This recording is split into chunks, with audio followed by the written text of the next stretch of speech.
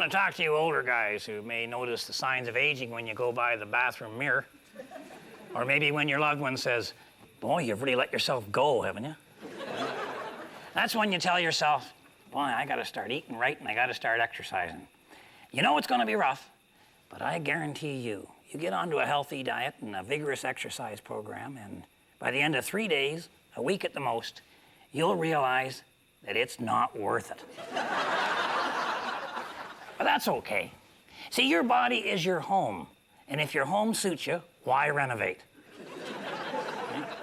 So what if the foundation is settling? Or maybe the roof is sagging? Okay, the wiring blows a fuse every now and then. Huh? All right, maybe your pipes are clogged up, but as long as you still get a trickle, that's all you really need. You're not a broken down hovel. Why, you're a charming home with character and history. Oh, your wife may not love the creaks and groans every time the wind shifts. But you know, as long as she can still light a fire and curl up in the warmth, she'll be fine. Yeah, she may drool over those new dream homes she sees in the magazines, but I bet she'll never move from that cozy little bungalow she married. Remember, I'm pulling for you. We're all in this together.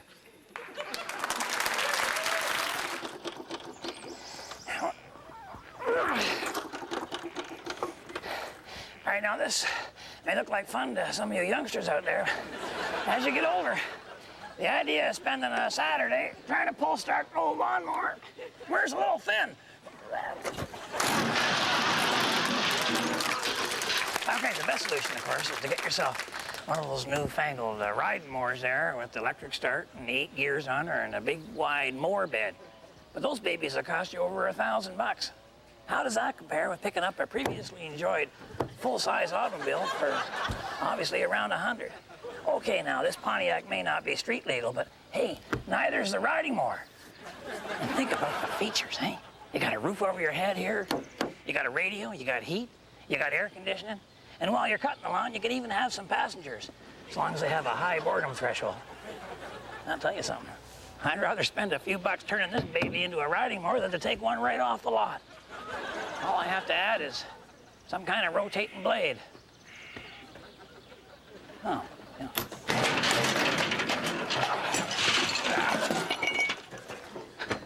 How about a ceiling fan? You don't have to buy one of these new either. Just wait till a tall guy has a garage sale, eh? He'll be unloading one of these. And you'll be able to get a good deal on it, especially if he's wearing a head bandage. Now, all you got to do is customize these fan blades so they really are blades. What you want to do is just attach some knives to the front edge of the blade using the handyman secret weapon duct tape. Boy, I think some of these knives are the kind they see on TV, where they cut the tomatoes in the tin cans. And that's great, because I have a lot of those on my lawn. All right, now you want to attach this unit to the underside of your vehicle there. You might want to stay away from the drive shaft. No sense doing anything dangerous. And then all you got to do is hook up the power. Now, the problem there is the fan is a 110-volt unit, and the car is only the 12-volt. So what you're going to need is a special little gizmo I got inside here. Take a look at this. You ever seen one of these things? It's one of those power adapter things you use so you can run your CDs and your Walkmans and stuff inside your house. And what this does is it converts 110 volts into 12 volts. So if you hook it up backwards, it's probably going to turn 12 volts into 110 volts, huh? That's the kind of thinking that makes me what I am. And here's a nifty little wrinkle. I'm actually taking my power supply off the back of the brake light switch. So the fan doesn't get any power until the brakes are off. Eh? As soon as you step on the brake pedal, the fan stops automatically. Talk about safety. And golly, you know, for less than $150, we have made a custom-sized, climate-controlled, extra-wide cut riding lawnmower. It's got headlights on her, even got windshield wipers. I mean, it could rain during an eclipse. We'd still get the lawn cut, huh? And that, my friend, is how you turn a Pontiac into a Lontiac. A Lontiac. All right, so remember, if the women don't find you handsome,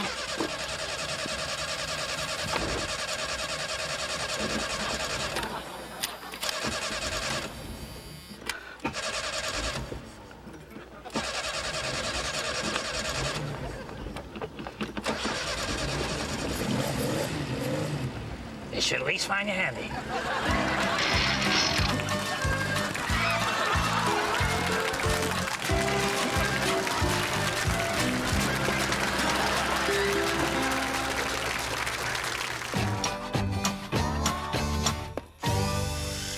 I want to talk to all you middle-aged guys out there, because I know what you're going through. I know what it's like to wake up 2 hours before your body does. Or to watch a full head of old hair swirl down the shower drain, while a bushel of new hair sprouts out of your nose and your ears. And at our age, you never know if the call of nature is going to be a shout, a whine, or a whisper. You know, going to the washroom is like going to a fireworks display. You stand there for an hour and a half waiting for something to start. And then once she gets going, there's a lot of oohs and ahs. But you're never really completely sure when it's over. And having a big hearty meal of spicy food is either going to be a suicide attempt or murder-suicide, depending on whether or not you're alone in the car. But that's all just part of getting older. I think it was Oscar Wilde said, youth is wasted on the young. Well, I'll tell you, pretty near everything's wasted on me. But I'm going to be hanging in there. I don't like getting old, but it's a lot better than the alternative. Remember, I'm pulling for you. We're all in this together. Now, I know a lot of you teenagers feel you have to rebel and be obnoxious and embarrass your parents at restaurants, but that's just a normal part of growing up, whereas getting a tattoo is stupid. A tattoo is basically a liquid sliver, and the liquid is permanent ink. Getting a tattoo is kind of like sucking on a pen with your whole body, and it's painful. There's only two things more painful than getting a tattoo. The first one being getting 2 tattoos, and the second one is getting either of them removed. Now, I know there may be some appeal in having Guns N' Roses tattooed on your butt, but 60 years from now, in the middle of your hemorrhoid operation, you're going to find out why it's not a good idea to get your surgeon laughing. I'll take a few minutes and talk to some of you older fellas out there. You know, comes a time in every man's life when your doctor is going to prescribe for you a little pill, maybe for your heart, your knee, or your back. And like it or not, you're going to have to take one of those pills every day for the rest of your, all of a sudden, very short life. Now, a lot of you may not react favorably to this new regimen. It's Tuesday, so it must be time for my anti-inflammatory.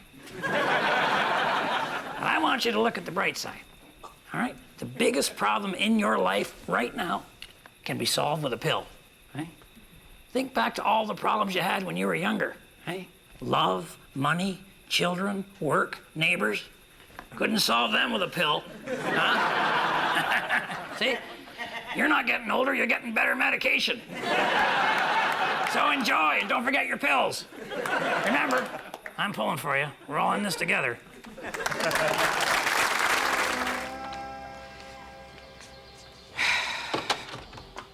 Well, the mystery of Pessie, the Possum Lake monster, has kind of been cleared up. I should have guessed it was a submarine when one description said the tail was a chrome propeller. Pessie's a submarine? Well, it was, until Moose Thompson chased it up on shore and it wedged between the dock and the boathouse. So now it's a submarine sandwich?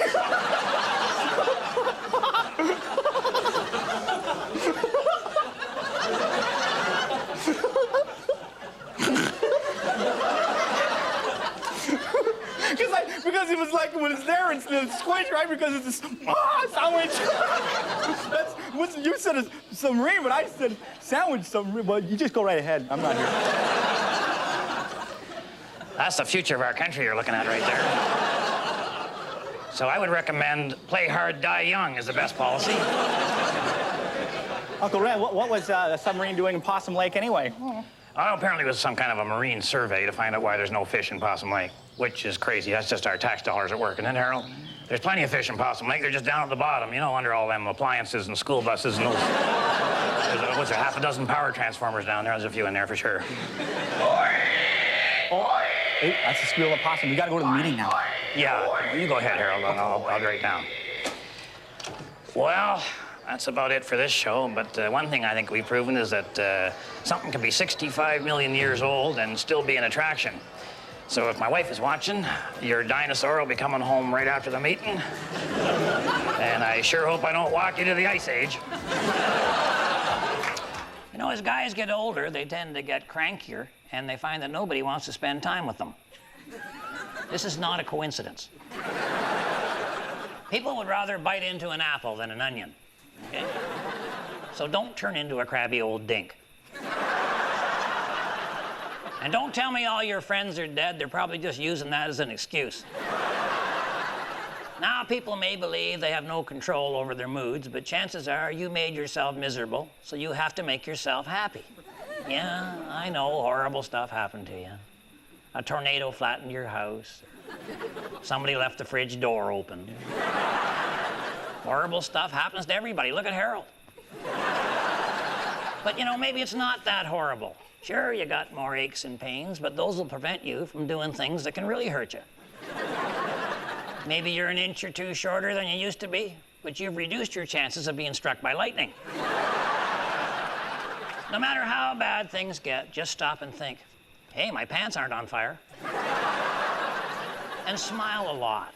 There's only 2 times when you shouldn't smile. When there's a bad smell, or any time your wife's not smiling. Often those occur simultaneously. So lighten up. If you don't have a joke, be a joke. Look at Harold. The point is, you want to hear people laughing, even if it's at your expense. You can afford it, you crabby old dink. Remember, I'm pulling for you. We're all in this together. You know, with Stinky Peterson, the girlfriend, getting the car stuck, kind of struck a nerve because there was nothing more embarrassing for a guy than to have his vehicle immobilized. Well, there is one thing more embarrassing, but they tell me that's just a normal part of getting older. So I thought I'd take this week's handyman corner and show you how you can make your car less vulnerable to sinkholes, mudslides, avalanches, and quicksand. To be able to go where angels fear to tread, you need one hell of a tread, a tank tread. Here's an idea so simple you wonder why you never thought of it. I'm going to show you how to turn your car into a tank.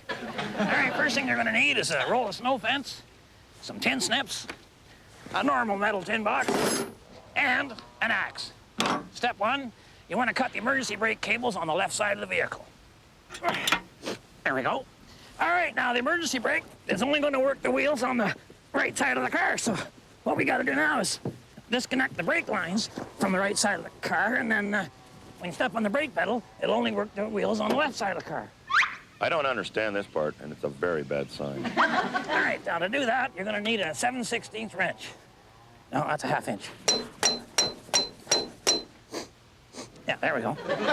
All right, you disconnect them right down to the wheel cylinder. Boy, these babies are really on there. Rust clumps the size of horse buns.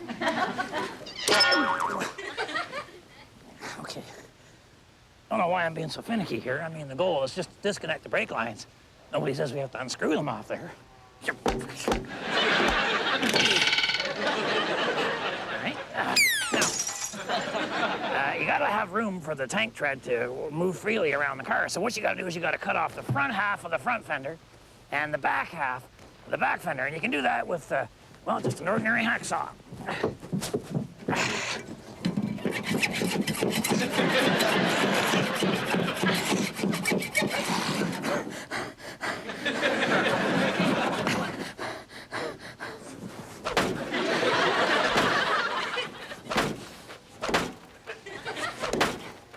I'll tell you, they haven't invented the car that I can't customize.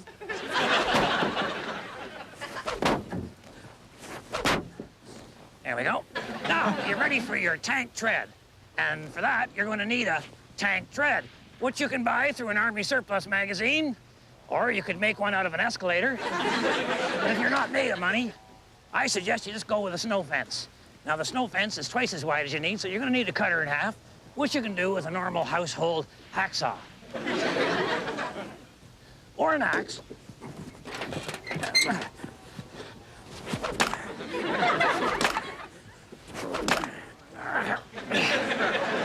Oh, okay, see the problem here? I'm surprised you didn't think of this earlier. I need something to use as guides to keep the tread up above the roof here. Maybe there's something in the trunk. Let's take a look down here. Oh, won't have to go to all that trouble, do I? No, it's an old set of golf clubs. Wait a minute. I got an idea. I always said my ideas are way above par. Well, she's ready to roll, huh? When I want to turn left, I just step on the brake pedal. When I want to turn right, I step on the emergency. I don't even need a map of where I'm going. All I need is the coordinates. So remember, if women don't find you handsome, they should at least find you handy. Let's see how she handles.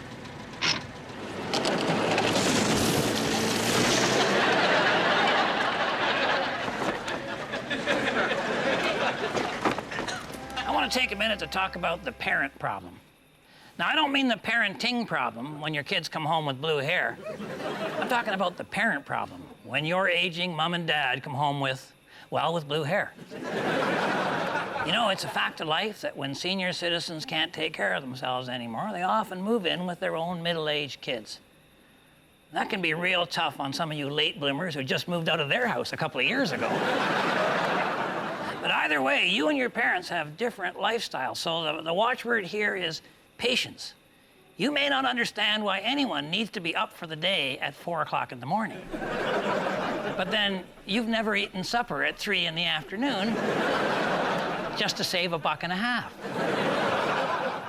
Likewise, try not to get upset when they start complaining about your food or the wallpaper in their room or the temperature of the house. It's just their way of telling you that they love you and that you know nothing about anything.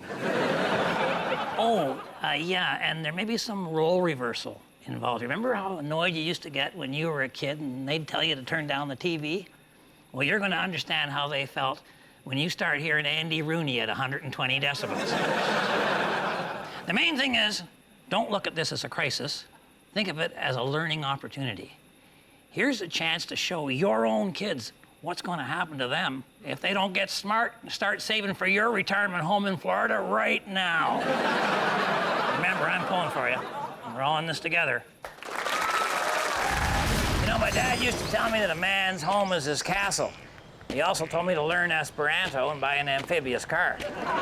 My dad was wrong. The only time a man's home is his castle is when the queen is out at the mall. So today on Handyman Corner, I'm here to prove that although a man's home is not his castle, his car is his cottage. Okay, as always, when you're doing a major renovation, the first thing you have to do is gut the whole interior. You want to do this as quickly as possible, because if you take your time and do it properly, you'll just get bored and then you abandon the whole project. That's what happens when guys do things right. Whenever you see a half-painted boat or a partly converted school bus in a guy's backyard, that's the price of being a perfectionist.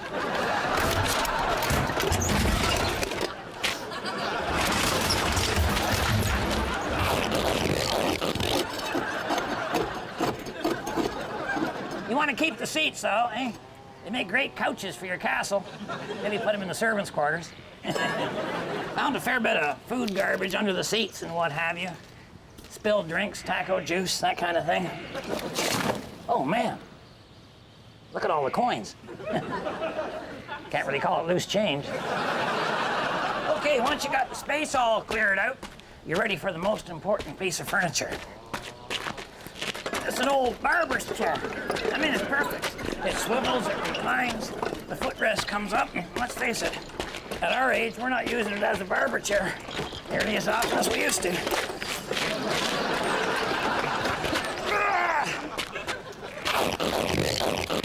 You know, a one-seater car makes a lot of sense to me. A little harder to reach the pedals, but you don't need any little side airbags, eh? And look where you're sitting. You're right in front of the heater control and the radio here. That's a lot more interesting than watching the road. Let me show you the family room. I got my microwave back there, the TV, the mini fridge, and with open access to the trunk, it's very private, and there's plenty of legroom. Plus, I have 2 garbage cans in the unit. I believe they're called windows.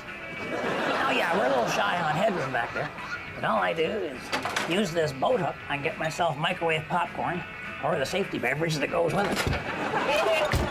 No, a man's house is not his castle, but maybe his car is. And with the sunroof and this rope ladder, this castle even has a turret. Isn't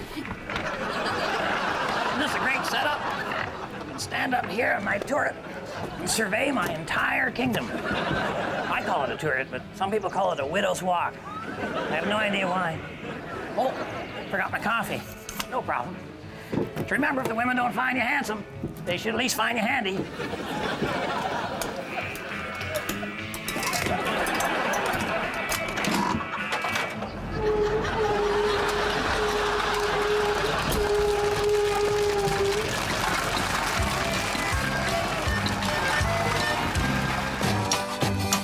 One of the good things about getting older is that now maybe you got the time and the money to pursue some of the interests and hobbies that you've been putting off until the kids have grown up.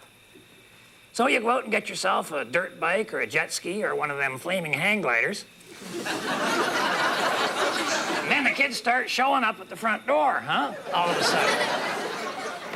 And you don't want to share, and that's fine. You know, that's fair enough. You're old now. You don't have to feel guilty anymore. So here's what you got to do to get rid of the kids. You got to use the old guy's secret weapon, boredom. Start talking about the weather or your latest operation or something. I mean, you'll think of something. You're old now. You've only begun to tap into your potential to bore people. Then the kids will go away and play a video game or hopscotch or maybe knock over a liquor store. And you get to play with your toys all by yourself, and that's fair. Remember, I'm pulling for you. We're all in this together. And now here's something for all you youngsters. Enjoy. Yo, check it out. What's up? Welcome to the very first episode of my brand new show, Cool Hair. Okay, cool hair? What is it? Who has it? Who wants it? Who really needs it? How do you build it? How do you maintain it? How do you train it? How do you get it to sit up on all fours and beg for a biscuit like that? And when you throw it, when it rolls all over the rug, it looks so... I forgot what I was talking about. Oh, yeah, okay. Cool hair. Aww. The first factor to fab follicles is your diet. Aww. It's true, because whatever you eat goes directly to your hair.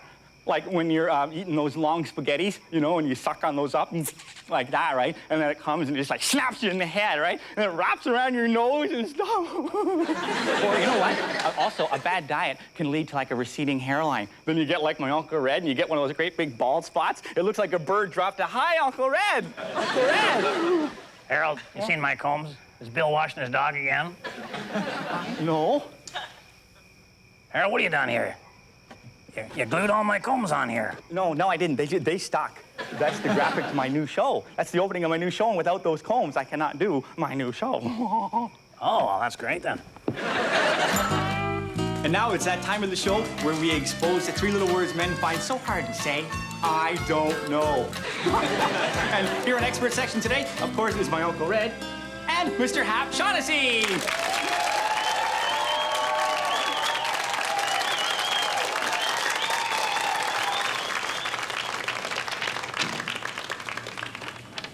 Dear experts, I do not consider myself a stupid person, such as, say, my brother, but try as I might, I do not understand Einstein's theories of relativity. Well, you know, Einstein said there were only 3 people who could understand relativity. Really? Wonder who the other one is. You understand relativity, Hap? Just the stuff I worked on. Oh, you worked with Einstein, did you? Yeah, well, when he started out, I gave him a hand with his relativity. But Einstein worked on relativity when he was really young. Yeah. Yeah, I didn't mind giving the kid a hand. He had some good ideas. They were rough, but good. Excuse me, Mr. Shaughnessy, but I still don't understand how it is that, you know, Einstein is younger than you. Was, Harold, was. I worked a lot faster than Albert, that's all. Much, much faster, so we aged at different rates. Well, that's possible. I just all of a sudden felt a little older myself right there. Well, there you go, Red. You'd have to be that third person that Albert was talking about. You'd understand that time and space is relative and subjective. Yeah, and I'm learning that so is the truth. It's a little more sophisticated this week on Adventures with Bill, some skeet shooting, you know, what the locals do, and I was a little late arriving because I didn't have anything to wear. And Bill had apparently started without me, and he follows the skeet. There it is there, and then, now, Bill. Thank you, Bill. Yeah, you got it. You should be darn proud of yourself. Anyway, this is a kind of a neat little rig, kind of a skeet thrower. And yeah, I wasn't, no, sorry. Yeah, all right, don't worry. Don't worry about that, okay. So what it does is he mounts the little clay skeets, a good name for a country western singer. He mounts them into the skeet thrower. And then the idea is that there's apparently a trigger thing, which I had never I see how that works. You all right there, Bill? Remember, Bill is being taller. But I can get the skeet. Beautiful, that's 100 points, I believe. All right, now I was gonna take a chance at this myself. I've never done any skeet shooting, but I really felt that garbage can was kind of, because he wouldn't be able to pull back, and it was because he was gonna walk into that when he hits it. But unfortunately, he just anchored her on the one side, so as he's moving, he's kind of changing it. I don't remember what happened over the next few minutes. I don't know why that is. And then suddenly, all of a sudden, I was kind of aware that I was skeet shooting with Bill, and what happened there? All right, well, he must have blanked out there. All right, so we're gonna give it another try here. So he sets it up, and I'm just waiting to shoot, and I don't want to take my eye off, but apparently he's forgotten to cock the skeet thrower, and there he goes. So and then notice his shoelace was undone, which is always dangerous, kids. For you kids out there, never go out into the woods with a skeet shooter and a loaded rifle with your shoelaces on. Whoops. I blanked out again. I don't know. Funny how that happens. Maybe I'm getting older. No, I missed him. All right, we're all set. There we go. I'm a little fed up now, and I'm starting to realize the best future for me in skeet shooting is right here. There we go. Dead. See you later, Bill. There's your gun back. Oh, and here's your skeet. This is the one, Harold. Get off there, you gall darn son of a gun. I got her now. I got her this time. Well, can you imagine, eh? What Bernice... I come home, huh? Look at this. What do you think, huh? A desk set, Harold, a desk set. That's a gas-powered pencil sharpener right there. We got a 1-ton hole punch. Huh? Hey? Huh? What do you think? Huh? Oh, ashtray. She don't smoke. I'll buy her cigarettes. Oh, come on, Harold, sell me your present. No can do. I worked hard on it. It's from me to her. It's sentimental. It means so much more to me. $50. Sold. All right, good. Let's get this frilly stuff off here so she knows it's from me. What is this, a cushion here? It's needlepoint. I worked really hard on that. To Aunt Bernice, with love, your nephew Harold. Meeting time, Uncle Red. Well, I guess I'll go down there. I'll probably see you there in a minute. Huh? You'll be down in a minute? Or actually, you look a little down already. Well, my wife is... Well, oh, my gosh. Are you watching, Bernice? Well, I guess I'll be sleeping out in the porch tonight, but don't worry about me. I'll have this cushion, And, hey, happy birthday. And remember, you're not getting older, you're getting more forgiving, I'm hoping. To the rest of you, thanks for watching. On behalf of myself and the needlepoint maniac, keep your stick on the ice.